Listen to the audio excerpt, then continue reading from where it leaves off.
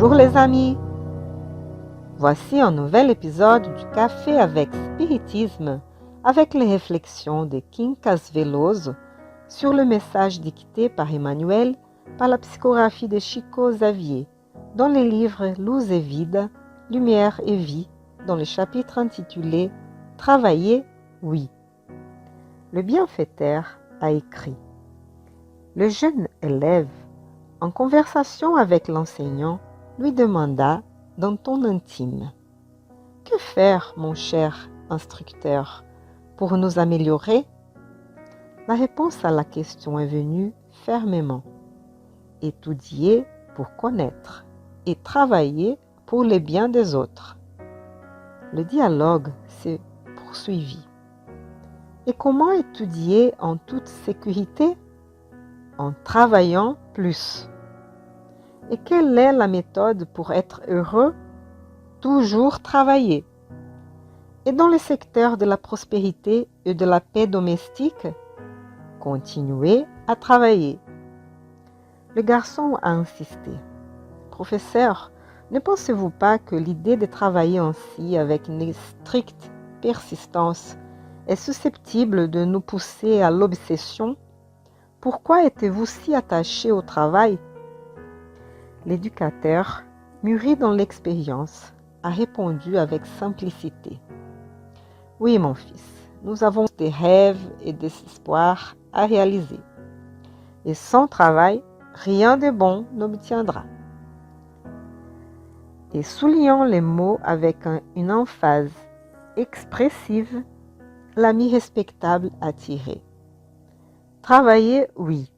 Toi et moi ne savons pas si nous sommes le dernier jour de notre séjour ici avec l'occasion de travailler.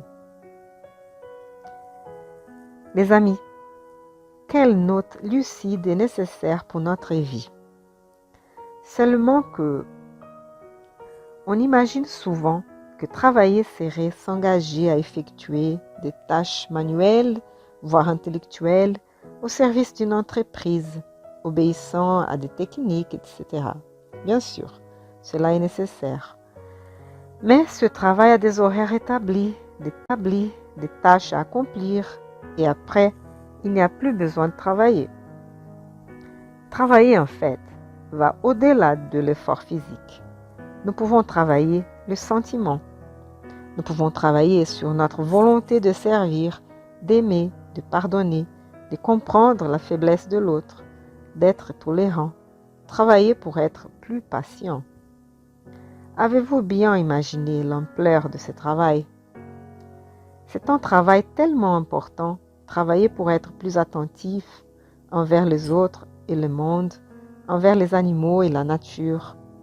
Voir la présence de Dieu dans l'oranger en fleurs, dans la plantation de café chargé, dans une récolte de tournesol.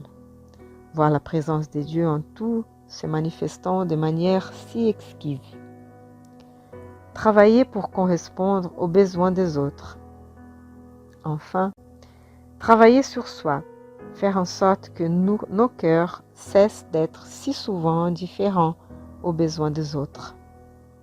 Cela fait partie d'un processus, et ce processus d'évolution nécessite du travail, car parfois nous pouvons penser que le soleil est paresseux, parce qu'il n'est pas apparu, qu'il a été empêché par des nuages sombres. Mais le soleil ne s'arrête jamais. D'une manière ou d'autre, il est là et il nous réchauffe. Tout ce qui vient de Dieu travaille toujours. La graine que vous jetez dans la terre travaille pour éclore. L'arbre travaille en nous accordant de l'ombre, du bois, des fruits. Tout travaille. Alors les amis, comme c'est agréable de pouvoir comprendre que travailler n'est pas seulement s'épuiser en sueur, mais c'est toujours déverser des éléments qui peuvent servir de force et de courage, non seulement pour nous, mais pour tous ceux qui vivent avec nous.